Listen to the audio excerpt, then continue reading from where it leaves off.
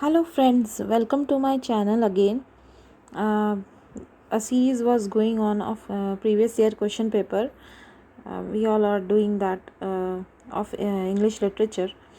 So already we have completed 40 questions. So today we will do another 10 questions. Okay, so let's start with the question. So first question is match the works and authors. So here given match of works and author. तो यहाँ पे क्या करना है आपको, उनके work दे रखे हैं और ऑथर दे रखे हैं। तो मैं आपको बता दूँ एक चीज़ कि यहाँ पे जितने भी आप नाम देख रहे हैं ऑथर्स के, एक तो कैमिली पैगलिया है, एलेन शोवाल्टर है, Barbara Johnson and Judith Butler है। ये चारों के चारों जो हैं फीमेल राइटर्स हैं उस ज़माने में, जबकि फ़ीमेल राइटर्स को कोई मान्यता नहीं दी जाती थी और फीमेल राइटर्स अपनी पहचान छुपा के किसी मेल के नाम के पीछे रह के अपना काम दर्शाती थी सबके सामने। एंड धीरे धीरे फिर उनके बारे में सबको जान पड़ता था। तो उस वक्त मतलब वुमन के लिए या वुमन के लिए इतना नहीं था उस ज़माने में, उस सोसाइटी में। तो देखते हैं इन्होंने कौन कौन से काम किए हैं। ठीक है, तो first work is bodies that matter. ठीक है, bodies that matter is written by Judith Butler. ठीक है, तो यहाँ हमें मैच करना है A with fourth. A fourth है तो इसका मतलब सी ऑप्शन इज़ करेक्ट। ठीक है, bodies that matter is written by Judith Butler. और मैं आपको बता दूँ ये कौन से साल में हुआ। It was in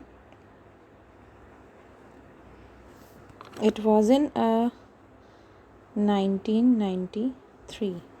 this work is done in 1993 में। जूडिथ बटलर जो है वो एक अमेरिकन फ़िलासफ़र है। ठीक है, और नेक्स्ट हमारा मैचिंग क्या है, a word of difference. A word of difference किसने लिखा है, बारबरा जॉनसन ने लिखा है। ठीक है, तो word of difference Barbara Johnson ने लिखा है और ये भी एक अमेरिकन लिटरेरी क्रिटिक है और इनका काम इन्होंने किया है 1987 में। ठीक है, सो 1987 किसका है, Barbara Johnson. The work is world of difference. ठीक है, ये हो गया। नेक्स्ट हमारा कौन है, अ literature of their own. A literature of their own is written by Ellen Showalter. तो she has written this work in 1977. ठीक है, 1977 में इन्होंने अपना, she is also an American critic as well as a feminist and many more things they are used to do. ठीक है, next is vams and thrams. Vams and trams होगा, यहाँ पे थैम्स लिखा है, थोड़ा स्पेलिंग मिस्टेक है। ट्रैम्स TRAMPS। ठीक है, इट विल बी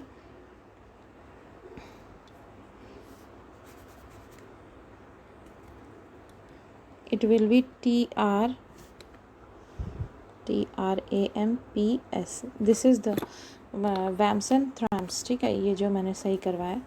और ये जो काम इन्होंने लिखा था वो था 1994 में, 1994 में। So please write it down. ठीक है, ये वाला काम किसने वो किया है,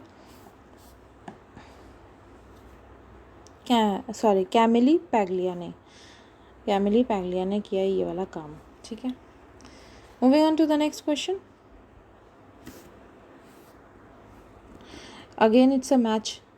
Match the following technological advancement impacting learning and teaching of language with their corresponding years.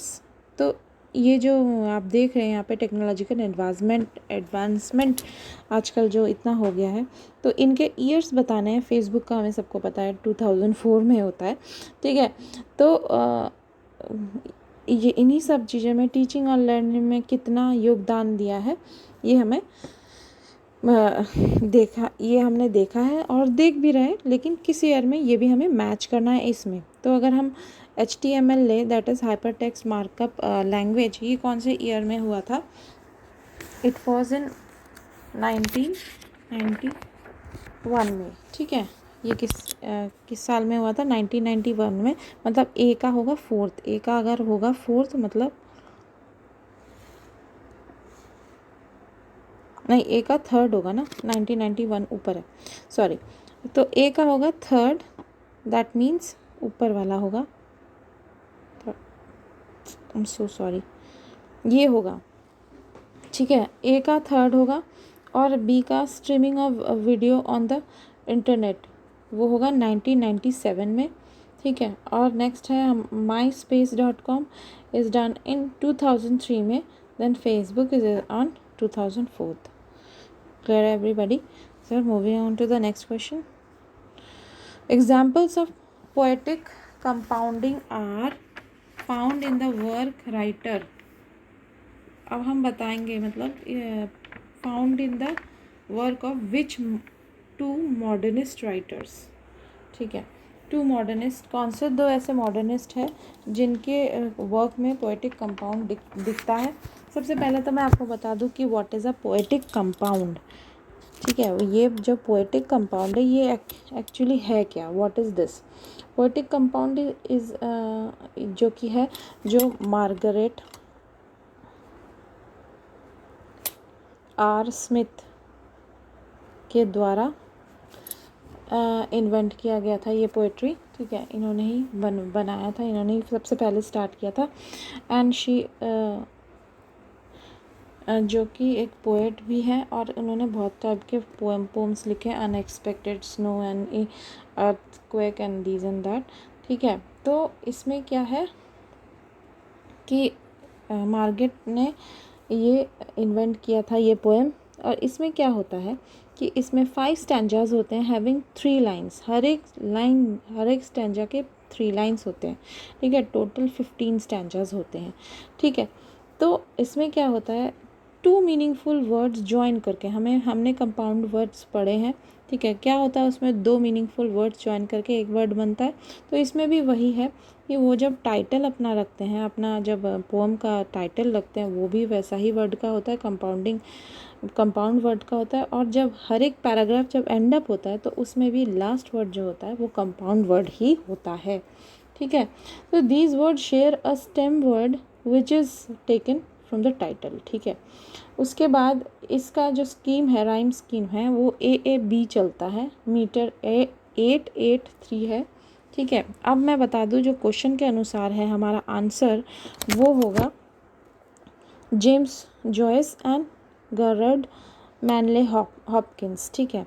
James Joyce and Gerard Manley Hopkins, तो हमारा आंसर होगा B and C, ठीक है। Moving on to the next question. इन्होंने भी introduce किया था, इनके अलावा मार्गरेट आर स्मिथ के अलावा, ठीक है। विच British administrator passed a resolution for the promotion of European literatures and science among the natives of India? तो कौन से ऐसे ब्रिटिश एडमिनिस्ट्रेटर है हमारे, जहाँ पहले जब हमारा फ्री नहीं था हमारा भारत, तो बहुत सारे ऐसे ब्रिटिश आए थे, ब्रिटिशर्स। तो इनमें से कौन से ऐसे एडमिनिस्ट्रेटर थे जिन्होंने यूरोपियन लिटरेचर्स एंड साइंस को प्रमोट किया था इंडिया में, नेटिव में, ठीक है। Among the natives of Indian लोगों के बीच में उन्होंने ये रेजोल्यूशन किया था, तो वो है लॉर्ड बेंटिक, ठीक है। Moving on to the next question. In which of the following Middle English poems is Hector a character? ठीक है, ये 4 मिडिल इंग्लिश पोम्स है, ठीक है। इनमें से कौन से पोम में जो कैरेक्टर है नाम हेक्टर, वो कौन से पोम में है, ठीक है, ये हमें बताना है। दैट इज़ पियर्स प्लॉमन, ठीक है। ये this is the correct answer. Piers Plowman में ये है, ये एक एलेगोरिकल नैरेटिव पोम है, ठीक है। किसके द्वारा लिखा गया है? लैंगलैंड के द्वारा लिखा गया है, विलियम लैंगलैंड के द्वारा लिखा है, ठीक है, William Langland, LANGLAND, Langland, okay. और ये पोम जो मिडिल इंग्लिश पोम है, ये किस चीज़ को दर्शा रही है? Addresses social and spiritual predicament of late 14th century, late 14 मतलब 14th सेंचुरी के एंड की तरफ जब जा रहे थे तब ये पोम लिखी गई थी, ठीक है। इसमें 2 टाइप के ड्रीम्स हैं इस पोम में, ठीक है, मतलब जो इन्होंने अपने पोम में डाला है, जो एक विल डाली है, विल भी एक मेन कैरेक्टर विल है इस पोम में। तो इसमें उस टाइम के बारे में डाला गया है कि किस तरह से चर्च के जो पोप्स होते थे, किस तरह से पैडनर किस तरह से फाइनेंशियल गेन करते थे लोगों से, ठीक है, कुछ से कुछ बता के। ओरिजिनल बाइबल के बारे में पूरी तरह से नहीं बताया जाता था और लोग उनके अनुसार ही चलते थे, ठीक है, वो अपोजिट पाथ में ले जाते थे लोगों को। इस सब के बारे में, फिर गॉड के बारे में, मैनकाइंड के बारे में इस पोम में आपको मिलेगा, ठीक है। उसके बाद negative positive consequences in life and after death क्या होता है, तो ये इनका 2 टाइप का ड्रीम है। पहला मैंने आपको बताया, दूसरा यही है, negative positive consequences in life and after death, ठीक है।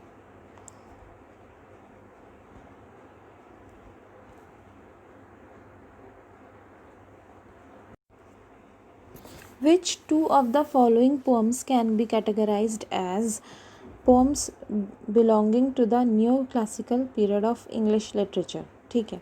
तो इन चारों पोम्स में से कौन से 2 पोएम ऐसे हैं जो new classical period of English के दौरान थे, इन दोनों में से? तो आंसर है B and C। सो मैंने आपको बोला the new classical period of English literature में कौन से कैटेगराइज्ड पोएम्स है? That is the vanity of human wishes और कैटो, ठीक है, that is B and C, ठीक है, vanity of human wishes and Cato. मैं आपको बता दूँ इनके बारे में information. Vanity of human wishes is a poem, ठीक है, इट इज़ अ पोम, ये एक पोएम है, vanity of human wishes, written by Samuel Johnson, written by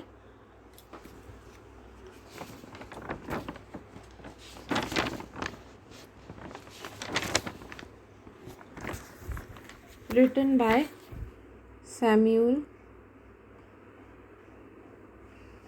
Johnson, okay, year 1748, ठीक है।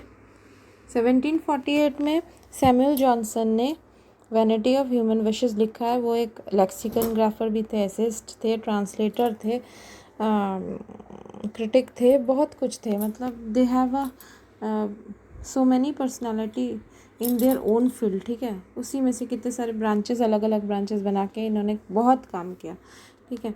तो नेक्स्ट क्या होता है, कैटो के बारे में मैं आपको बता दूँ। It is a tragic play, ये एक ट्रैजिक प्ले है, हाँ, ठीक है। और इसको लिखा गया है 1712 में, किसके द्वारा? जोसेफ एडिसन के द्वारा, एडिसन, ठीक है, जोसेफ एडिसन के द्वारा लिखा गया है, जोसेफ एडिसन, ठीक है। Moving on to the next question.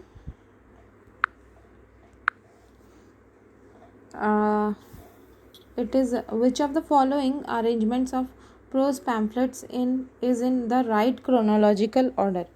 कौन से प्रोज पैम्फलेट मतलब समझ रहे हैं, कुछ किसी चीज़ के बारे में लिखना या कुछ दीवार पे चिपकाया हुआ या किसी ऑफिशियल जगह पर या स्कूल्स में बहुत टाइप के पैम्फलेट्स होते हैं। तो ये प्रोज पैम्फलेट्स हैं जिसमें डिटेल्स में किसी चीज़ के बारे में लिखा गया हो, ठीक है। तो वो है एक एरियोपैगेटिका जो है मैं आपको बता दूँ ये अकॉर्डिंग टू द ईयर दिया गया है, तो मैं सीधा आपको ऑप्शन में जो करेक्ट ऑप्शन है उस पर ले जाती हूँ, दैट इज़ सी, जो है एरियोपैगेटिका फर्स्ट।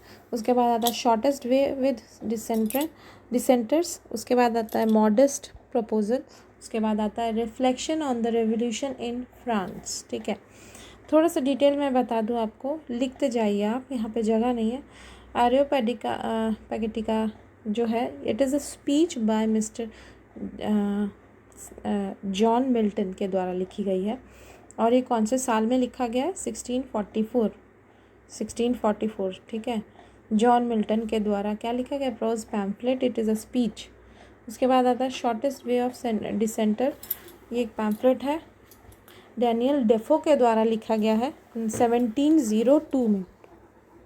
1702 में लिखा गया है। नेक्स्ट आता है मॉडेस्ट प्रपोजल, ये लिखा गया जोवेलियन सैटारिकल ऐसे रिटन एंड पब्लिश्ड बाय कौन? जोनाथन स्विफ्ट के द्वारा लिखा गया है। कौन से साल में? It is in 1729। ठीक है, उसके बाद आता है reflection on revolution in France, ये एक पॉलिटिकल पैम्फलेट है। ठीक है, और ये लिखा गया है एडमंड बर्ग के द्वारा इन द ईयर 1790 में पब्लिश हुआ है ये। ठीक है, ये एक इरिश स्टेटमेंट है। ठीक है, so this is all about these prose pamphlet according to their year. पहला वाला है 1644, नेक्स्ट वाला है 1702, उसके बाद है 1729, उसके बाद है 1790। ठीक है, moving on to the next question, which arrangement of D.H. Lawrence novels is in the correct chronological order. ठीक है, ये सारे वर्क चार जो इन्होंने वर्क यहाँ पे दिया है ऑप्शन में, ये सारे इन्हीं के द्वारा लिखे गए हैं, लेकिन ईयर के अकॉर्डिंग क्रोनोलॉजिकल ऑर्डर में जो है वो है B, that is sons and lovers, the rainbow, kangaroo and the plumed serpent. ठीक है, मैं आपको ईयर बता देती हूँ सबके। सन्स एंड लवर्स जो है वो है 1913। ठीक है, देन रेनबो जो है वो 1915।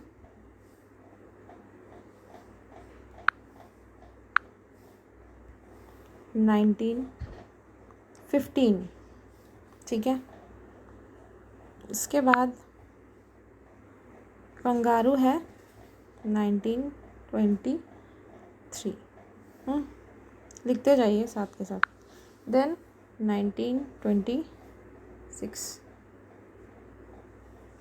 कौन सा है ये? 1926, the plumed serpent. Okay, so these were all were the year accordingly.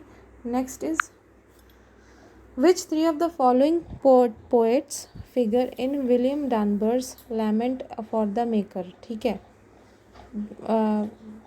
कौन से 3 पोएट है जो विलियम डम्बर्स के लैमेंट फॉर मेकर्स में आते हैं? ठीक है, तो वो 3 पोएट्स हैं, Geoffrey Chaucer, John Gower, Robert Henryson. मतलब ABC is the correct answer, William Langland नहीं है।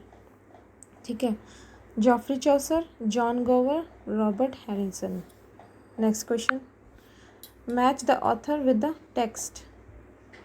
तो ये मैचिंग है। ठीक है, इनके टेक्स्ट के अकॉर्डिंगली हमें मैच करना है। ठीक है, तो रीता कोठारी जो ऑथर के नाम है, रीता कोठारी, प्रबल दासगुप्ता, ब्रज बी खचरू, बलजिंदर के महल।